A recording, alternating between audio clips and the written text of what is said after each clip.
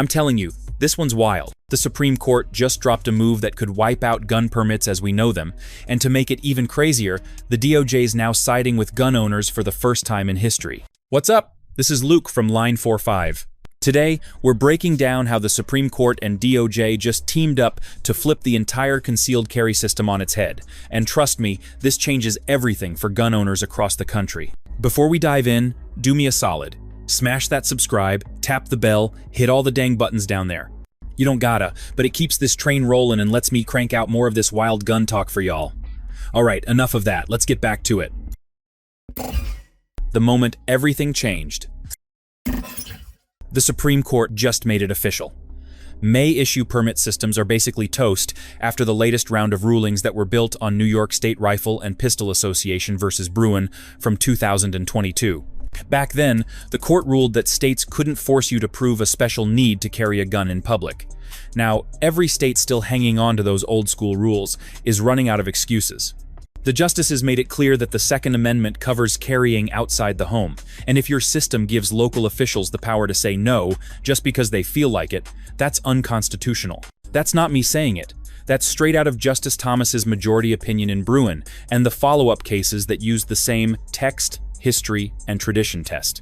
This is a massive deal because states like California, Maryland, and Hawaii have used these systems for decades to gatekeep who gets to carry. In Los Angeles County, you could have a clean record and solid training and still get denied just because the sheriff thought you didn't need it. That's the exact kind of discretion the Supreme Court just killed off. After Bruin, the court told states to move toward shall issue systems, meaning if you pass the background check and training, you get your permit, period. No playing favorites, no political games. So yeah, this isn't just a minor tweak.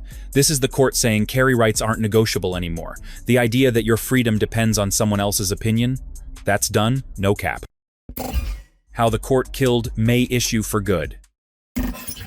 Now here's where it gets wild. The Department of Justice just flipped the whole game on the 30th of September 2025, when it sued the Los Angeles County Sheriff's Department for dragging its feet on concealed carry permits. I read the DOJ's actual press release, and it straight up says the delays violated citizens' constitutional rights under the Second Amendment. They laid out numbers that sound unreal. Over 8,000 applications filed, only 2 approved, and an average wait of 280. 1 days when California law caps it at around 90. That's not a backlog, that's a wall. The DOJ called it systemic obstruction, meaning they're treating slow approvals the same way they'd treat voter suppression or housing discrimination. That's brand new territory for the feds. And here's the twist. This is the first time the DOJ's Civil Rights Division filed a lawsuit in favor of gun owners. Historically, they've been on the other side, defending restrictions or supporting state-level controls. This time, they're using civil rights law to protect the right to carry. The Los Angeles Sheriff's Office responded fast, saying their data was outdated and claiming they approved over 5,000 permits this year after system upgrades. Still, the DOJ's complaint focuses on what it calls intentional delay tactics, arguing that no one should wait nearly a year to exercise a constitutional right. If this case sticks, it could force every county that drags its feet to clean up its act. So yeah, the DOJ stepping in like this changes the landscape completely. Bet this becomes the model for future lawsuits if other states keep stalling. The DOJ flips sides. This DOJ case hits harder once you realize what it actually exposes. May issue systems were never just about public safety, they were about control. I've seen county records and local reports from places like Los Angeles and San Francisco that showed who got permits before Bruin, and it was usually people with money, political pull, or connections.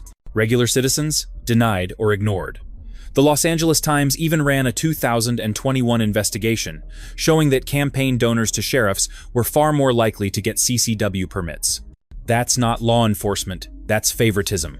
When the Supreme Court struck that system down, it wasn't hypothetical, it was fixing a setup that had been rigged for decades. The reason this DOJ lawsuit matters is that it proves the old system didn't die after Bruin, it just changed shape. Instead of outright denying people, departments started dragging out the process so long that it worked like a denial anyway. The DOJ calling that a constructive denial is huge. That phrase means they're seeing delay tactics as an actual constitutional violation, not just bad administration. It's basically saying, you can't ignore the Second Amendment through red tape. From what I can tell, this could trigger a domino effect. If the federal courts side with the DOJ, any sheriff or licensing office in the country could get sued for sitting on carry applications too long. Bet this becomes the next big fight in gun rights law. Because once time limits and accountability are locked in, every citizen who qualifies will have their right recognized. No more excuses. LA Sheriff pushes back. The Los Angeles County Sheriff's Department didn't just roll over after the DOJ came swinging. They fired back quickly, saying the numbers the feds used were outdated and missing context. Their statement claimed they'd approved more than 5,000 carry permits in 2025, and were working through a backlog that blew up after Bruin. They blamed staffing shortages, system upgrades, and the massive flood of new applicants for the delays. To be fair, they're not wrong that the demand spiked. California DOJ data showed CCW applications statewide jumped by more than 400% after 2022. Still, that doesn't excuse a nearly year-long delay when the law says decisions should come within 90 days. What's really happening here is two sides arguing over intent. The DOJ says the delays were systemic and deliberate, meaning the sheriff's office knew people were waiting months past the legal deadline and didn't fix it. The sheriff's office says it's just government bureaucracy moving slowly. But the fact that the Justice Department used its Civil Rights Division shows this isn't just about a paperwork jam. It's about constitutional access. If you're legally allowed to carry, waiting almost a year for approval basically wipes out your right in the meantime. I think the feds picked LA County for a reason. It's the biggest sheriff's office in the country, and if they can win here, it'll send a message to every other county dragging their feet. Bet you this case ends up setting national standards for how long states can take before a delay becomes a denial. Why the old permit system was broken. You gotta understand how broken those old may-issue systems really were. I've looked into county records and old state audits, and the corruption was insane. In California, there were scandals where sheriffs allegedly traded permits for campaign donations. The San Francisco Chronicle reported on it back in 2020, and the Santa Clara County Sheriff's Office even faced bribery charges tied to CCW approvals. That's how bad it got. The whole system was built on who you knew instead of what the law said. If you were just a normal working person, you basically had zero chance. That's why the Supreme Court crushed it in Bruin. The justices called that kind of discretion incompatible with the Constitution. And honestly, they were right. What makes the shift to shall issue so powerful is that it forces transparency. States like Texas, Florida, and Tennessee have already proved this works. Once those states removed subjective approval systems, legal carry permits skyrocketed, and crime from licensed carriers stayed under 1%, according to state public safety reports. It's the proof that ordinary, law-abiding folks can handle their rights responsibly when the system isn't rigged against them. Now that the DOJ's stepping in, this could be the final nail in the coffin for may-issue leftovers.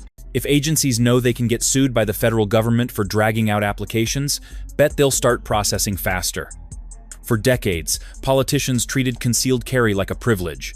After this, it's starting to look more like what it should have been from day one. A protected right that belongs to everyone, no exceptions.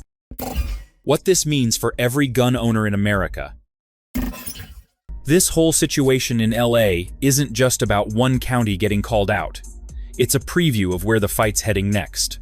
Since Bruin, we've seen states like New York, New Jersey, and Maryland scramble to pass new sensitive place laws, basically banning carry almost everywhere you'd actually need it. Federal courts have been all over the place on those, which means the Supreme Court's probably going to have to step in again soon. On top of that, there's talk of states slipping in new hurdles, like mandatory insurance, higher fees, and mental health checks to slow things down without technically calling it may issue. That's the next battlefield.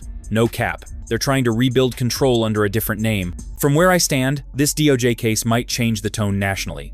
Once the federal government starts labeling slow-walked permits as civil rights violations, you can bet agencies are going to clean up fast. If that happens, it sets a standard for every other state to follow. It's a big deal because it means the right to carry is now being treated like what it is, an actual right, not a favor from the government. But don't get too comfy yet. History shows that every time the Supreme Court expands gun rights, states come up with new ways to test the limits. That's why staying informed matters. The legal wins don't mean much if the system just changes shape and keeps blocking people quietly. Bet this fight's far from over. The next big battle. Now that the Supreme Court and the DOJ have both stepped in, the next big question is what comes after. There's already a push in Congress for the Constitutional Concealed Carry Reciprocity Act of 2025, or H.R. 38, which would make carry permits valid nationwide like driver's licenses. Representative Richard Hudson from North Carolina reintroduced it back in January 2025, and groups like the NRA and Gun Owners of America are all in.